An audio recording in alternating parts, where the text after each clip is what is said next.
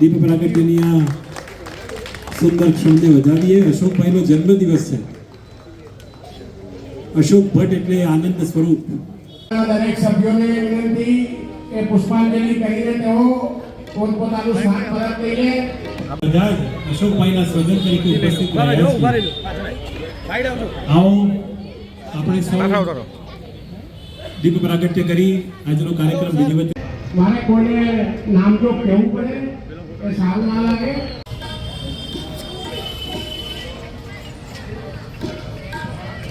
આપણા સંસદ સભ્ય અમદાવાદ પશ્ચિમ લોકસભાના ડોક્ટર દિનેશભાઈ મકવાણા આપણી વચ્ચે ઉપસ્થિત થયા છે. તેમનું પણ સ્વાગત છે. ભાસ્કરભાઈ ભટ્ટ, ગુજરાત યુનિવર્સિટીના સિન્ડિકેટ મેમ્બર, હિરેનભાઈ જાદવ, સત્યમભાઈ પટેલ, સૌનું સ્વાગત છે.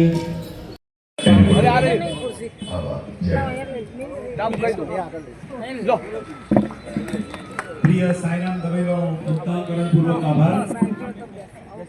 સ્વર્ગસ્થ અશોક એ આ લોક નેતાઓના સાક્ષી છે.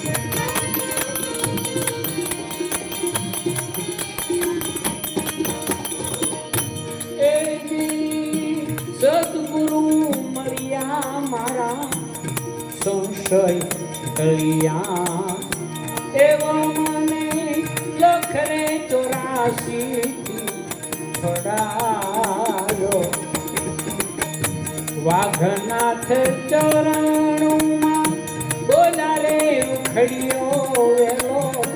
વાઘનાથ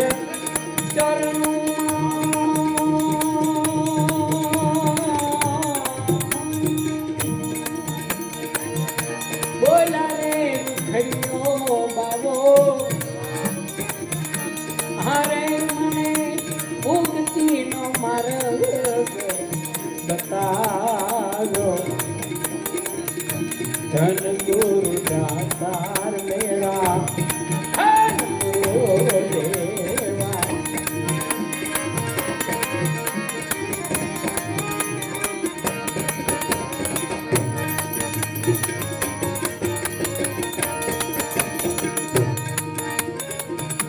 જોઈ જોઈ ઓરીએ જાતો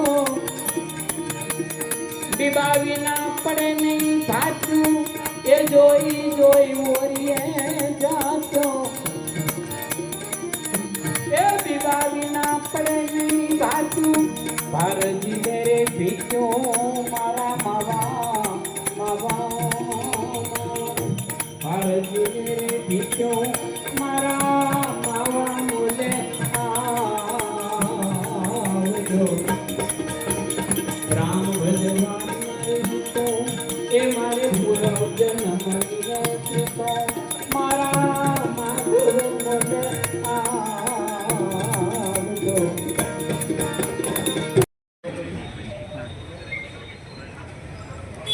અવાજ ખોલજો.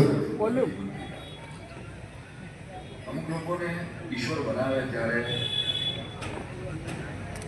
મને એમ લાગે છે કે રોજ ગરીબ બનાવે છે. કે જેના જીવનમાં જ એવું મેગ્નેટ હોય, જેનું જીવન ચિરકાળ સુધી લોકોના હૃદયમાં સદાય માટે અમર થઈ જાય. બેઠકવાળા માનવી જે જરૂર છોડીને જાય તેની કાગા એની કાન પછી ધીરે ધીરે મંડાય, કારણ બધું અનુભવ છે. સારું અને સુખાળ કે ચંદન જેવું વ્યક્તિત્વ આપણી વચ્ચેથી જ્યારે રજા લે ત્યારે યુગો યુગો સુધી એના સંસ્મરણો લોકો વાપરતા હોય છે.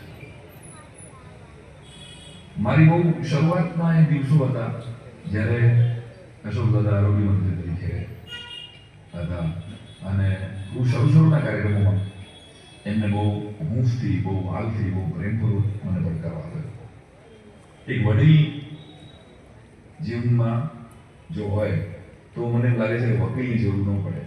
અશોક દાદા સમગ્ર સમાજના, સમગ્ર બ્રહ્મ સમાજના અને એની સાથે જોડાયેલા તમામ માટે એવા વડીલ હતા કે જેના લીધે પરિવારજનોને વકીલની જરૂર ઓછી પડી છે.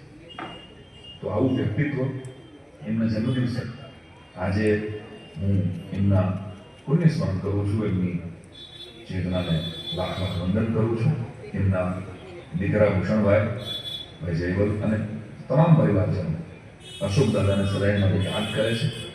અને બીજા મારા જેવા કેટલા લોકો હશે કે અત્તરની ખુશ્બુ જેમ સવારના પોરમાં અત્તરીએ બેઠો હોય એ કશું વહેંચે નહીં, પણ મારા તમારા હાથ ઉપર જસ્મીન કે ગુલાબનું ઊંટું વગાડે તો આખો દિવસ આપણો હાથ મગમગતો રહે.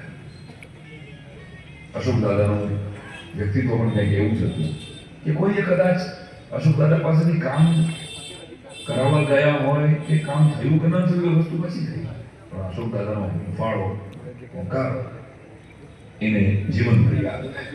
તો આવા વડીલની અત્યારે દરિસ્તરનો દુકાળ છે રાજકારણમાં પણ અને સમાજમાં. તો આવા વડીલ જ્યારે આપણી વચ્ચેથી રજા લીધી હોય તો જવાનું તો વધારે છે, પરંતુ અશોક દાદા જેવા વડીલ એ યુગો યુગો સુધી યાદ રહેતા હોય છે, કારણ કે આ વડીલોએ પોતાના